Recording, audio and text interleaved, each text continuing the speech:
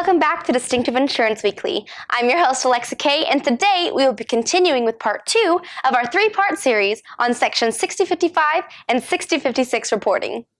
We've already learned about Section 6055 a little bit, but who is Section 6056 applicable to? Section 6056 is applicable to any large employer who may be a single entity or may consist of a group of related entities, such as a parent or subsidiary or other affiliated entities. In either case, these reporting requirements apply to each separate entity, and each separate entity is referred to as an applicable large employer. Applicable large employers that are subject to the employer shared responsibility provisions under the ACA are required to report under Section 6056. An applicable large employer has an average of at least 50 full-time employees on business days during the preceding calendar year.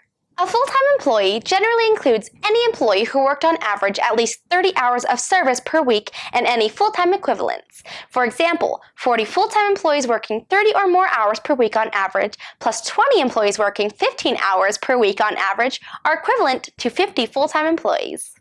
An applicable large employer that did not have an employee who was a full-time employee in any month of the year, that is, no employee averaged at least 30 hours of service per week in any month, is not required to report under Section 6056.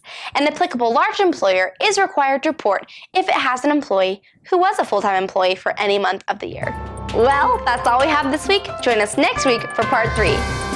If you liked our video, don't forget to hit subscribe to our YouTube channel. You can also find us on Facebook, Instagram, or Twitter.